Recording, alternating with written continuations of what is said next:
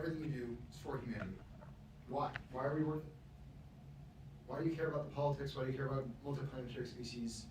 I mean, I think it's a good question you ask because it goes to like at a foundational level, what is my philosophy and why does it lead to this conclusion? Yes.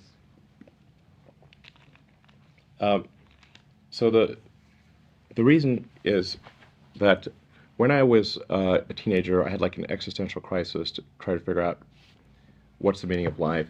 It doesn't seem to be any meaning. For me, at least, the religious texts, and I read all of them that I get my hands on, did not seem convincing. So then I'm like, okay. Then I started reading the philosophers. Careful of like reading German philosophers as a teenager. It's definitely not going to help with your depression. So reading Schopenhauer and Nietzsche, I'm like, ugh. Now, as an adult, it's much more manageable. But as a kid, you're like, whoa. So then I was like, man, I'm just like struggling to find meaning in life here. And then I read Hitchhiker's Guide to the Galaxy. And basically what Douglas Adams was saying is that we don't really know what the right questions are to ask. In the Hitchhiker's Guide to the Galaxy, Earth, it turns out, is a big computer and its goal is to answer the question, what's the meaning of life? And Earth comes up with the answer 42. They come to the conclusion that no, the real problem is trying to formulate the question. The universe is the answer. What are the questions? The more we can expand the scope and scale of consciousness, the better we can understand what questions to ask about the answer that is the universe.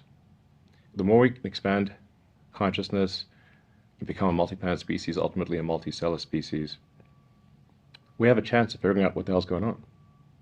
And so this is why I think we should have more humans, both biological and digital consciousness, and why we should become a multi-planet species and a multicellular species, is so that we can understand the nature of the universe.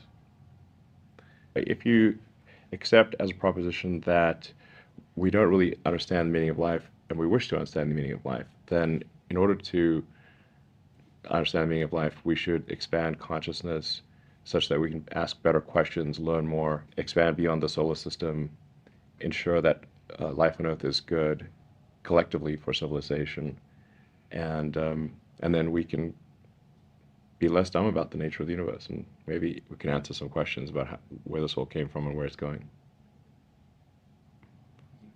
I think that's a sound philosophy. It's the least unsound philosophy I can think of.